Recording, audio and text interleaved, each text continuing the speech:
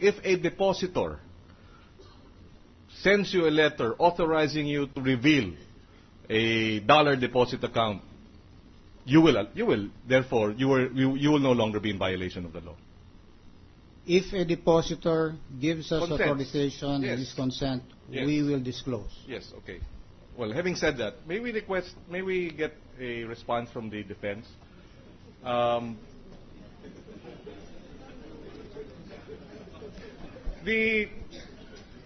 Is that addressed to me? I'm yes, sorry. yes, yes, Yeah. to the defense. Because you filed a petition before the Supreme Court questioning the proceedings. Do we take this to mean that if this impeachment court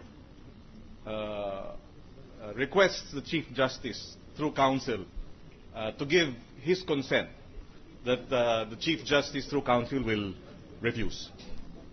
Because you already filed a petition before the court. I'll have to consult him and discuss this matter very legally, Your Honor, please. Well, in that case, hopefully, well, perhaps the chair may persuade counsel. Because your referral to the petition, and the petition itself, if Your Honor, please, is not merely centered on these bank deposits and so on.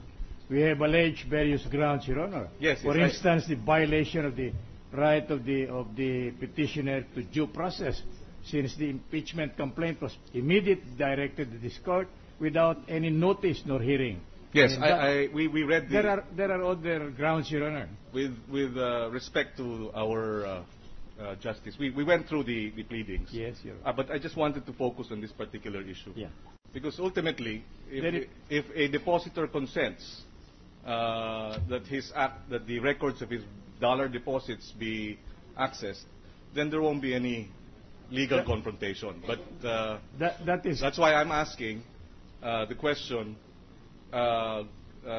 will the Chief Justice refuse if this impeachment court requests for a consent or to secure his consent? First, I do not think that this impeachment court will go that far. But even assuming it does, Your Honor, I am inclined to believe that the Chief Justice may not give his consent because he's questioning the validity of all these proceedings. Precisely, and that's why I premise my question that considering there is now a petition before the Supreme Court questioning the proceedings, then a request by this impeachment court for the dollar accounts and him consenting to allowing these accounts to be turned over, the documents, be refused. Thank you, Mr. President. Thank you also. Thank you. Mr. President, Senator Estrada and then Senator Pia Cayetano, Mr. President. Senator Estrada is recognized. Thank you, Mr. President. Just for the record, isa ako sa mga senador na sumuporta sa desisyon ng ating Pangulo ng Senado para buksan ang bank accounts ni Chief Justice Corona. Ngunit ako po'y nababahala sapagkat ang tanging basihan lang ng prosecution panel ay isang dokumento na inattach nila sa motion for subpoena na nanggaling po sa PS Bank bago po mag-issue ang korteng ito ng subpoena. Ngayon, I would like to invite the attention of the President of the PS Bank. In Republic Act number 1405, Section 3, if you're aware, it shall be unlawful for any official or employee of a banking institution to disclose to any person other than those mentioned in Section 2 hereof any information concerning said deposits. Nung kayo po'y pumunta rito, alam nyo ba na meron pong naka-attach na papel na allegedly galing daw sa PS Bank o sa isang maliit na babae, sabi nga ni Congressman Umali, aware ba kayo na naka-attach itong papel doon sa subpoena?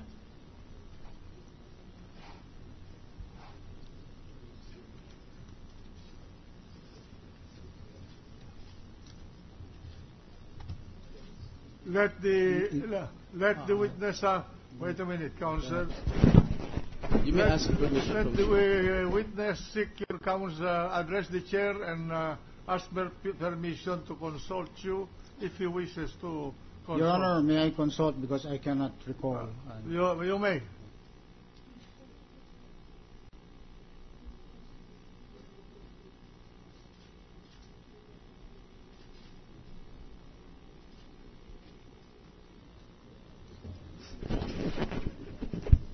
This was not included, Your Honor, but I just want to clarify. This was included in the request for subpoena to the by the prosecution. We do not know that, Your Honor. All right. Just a minute, Yep. Mr. Witness. Do you accept that material referred to comes from your bank? We have not seen it, Your Honor, and we do believe that does not come from our bank, if ever there was anything.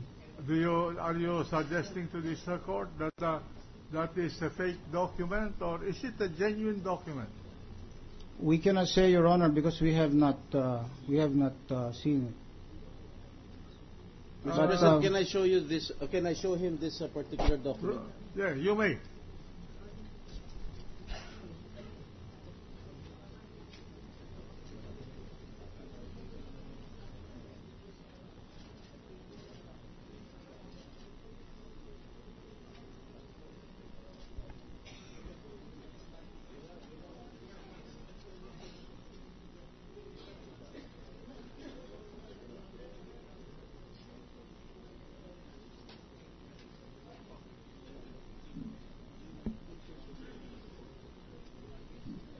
Your Honor, is there any response, sir?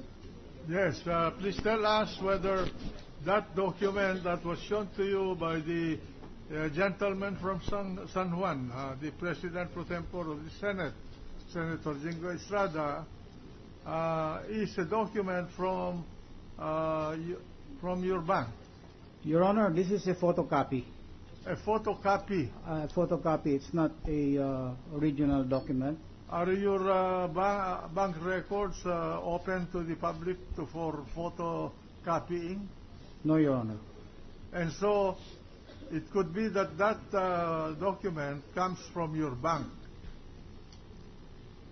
I would have to compare it with the original document. I have seen the original document here, and I note, at least just offhand, there seems to be some differences. Are you competent to testify regarding the forms that are used by your bank, your branches? Your Honor, may I consult our counsel? You may.